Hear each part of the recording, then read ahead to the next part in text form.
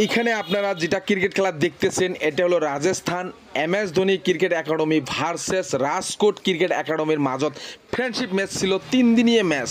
সেই 3 দিনীয় ম্যাচে কে চ্যাম্পিয়ন হলো, তো ডেটটা কত তারিখে চ্যাম্পিয়ন হলো চলুন আমি আপনাদের মাঝে বলছি। 30/5/2025 সেই ফাইনাল ম্যাচ হয়ে যায় এবং ফাইনাল ম্যাচ হওয়ার মাঝেই কিন্তু MS ধোনি ক্রিকেট একাডেমি তিনারা কিন্তু চ্যাম্পিয়ন হয়ে যায়। চ্যাম্পিয়ন হওয়ার মাঝে কিন্তু সেই MS Dhoni cricket academy coaching master তাদেরকে সমান্তর জানাচ্ছে, আনন্দ জানাচ্ছে যে আমাদের MS ধোনি ক্রিকেট একাডেমিতে ভালো পারফরমেন্স করেছে।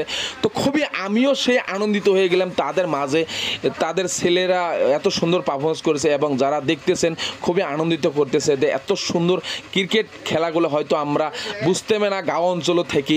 তো দেখুন কত সুন্দর একটা পরিবেশ দেখা যাচ্ছে। তো এই যে আমাদের রায়হান দক্ষিণ শালমারা মানকাচর বাগাপাড়া নিকাশ নলামার ছেলে রায়হান আলম, তিনি কিন্তু এই যে মেডেল পেয়ে নিল এবং কিন্তু সেই রায়হান আলম কিন্তু MS ধোনি ক্রিকেট একাডেমির প্লেয়ার হয়ে খেলে কিন্তু তিনি 5 ওভারে কিন্তু 5টি উইকেট পেয়েছে এবং কিন্তু তিনটি মেডেল ওভার পেয়েছে এবং কিন্তু তিনি বেট পারফরমেন্স করে কিন্তু মাত্র 9টি রান করেছে এবং তার মাঝেই কিন্তু MS ধোনি ক্রিকেট একাডেমি থেকে সে রায়হান আলমক ম্যান অফ দ্য ম্যাচ হিসেবে গ্রহণ করেছে সেই ফ্রেন্ডশিপ ম্যাচে। তো খুবই আনন্দিত যে আমি দক্ষিণ শালমার মানকাচর এই গাঁও অঞ্চল থেকে রায়হান আলম এত সুন্দর এই রাজস্থান যায় ভালো পারফরমেন্স করেছে। তো আমাদের জন্য এবং রায়হান আলমের জন্য এবং MS ধোনি ক্রিকেট একাডেমি ছেলেদের জন্য সবাই দোয়া করবেন এবং চলুন তাদের সেলিব্রিটি দেখি।